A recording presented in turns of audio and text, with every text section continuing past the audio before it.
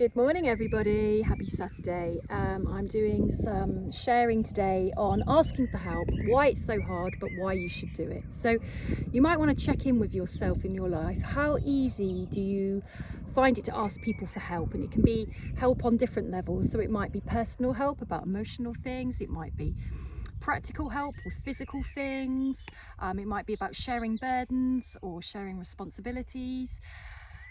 And if there's any issue around doing that, which is a really common thing, checking in with why, look at what the blocks are to asking for help, because everybody needs help, everybody needs connection, everybody needs to share the pressures and burdens of living in modern society, raising families, pressures of work, pressures of money, and emotional stuff. So we are still coming out of generations where stiff upper lip, we don't talk about emotions don't exist, they're all in the head. Well, yeah, they are, we feel them, we compute them, we feel them in our hearts. So we're often taught, or were taught in generations, that we shouldn't ask people for help. It's shameful, it's embarrassing, it's a sign of weakness.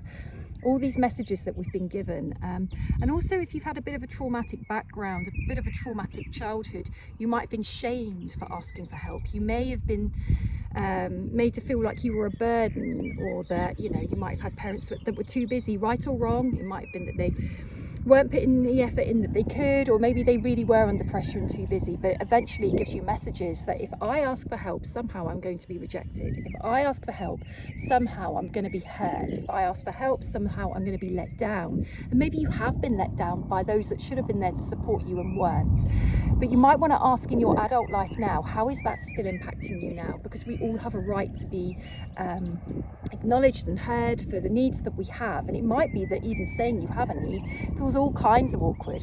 Another reason why we struggle to ask for help, and we kind of go into a mode of I need to do everything for myself or those around me. It's a trauma response of why have you learned that you've had to do that? And then to suddenly relinquish that identity to the fact that you might be the doer, the one who does all, might be really, really uncomfortable. So suddenly relinquishing control and sharing responsibilities out to others so that you're unburdened may suddenly create a void in your life where you think, actually, if I give away the things that I do, who am I? How will people see me? Will they still want me if I'm not meeting their every need for them? Bear in mind, some of those needs might be theirs to do for themselves.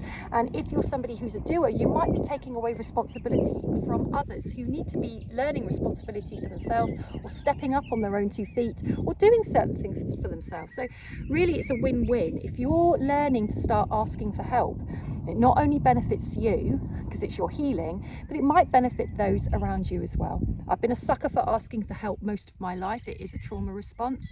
I'm still a little bit stuck in that, maybe not as much as I was in the past. I still find it a bit squirmish at having to ask people if I can rely on them for something, but you know what? It's awesome when you can, and it's such a relief.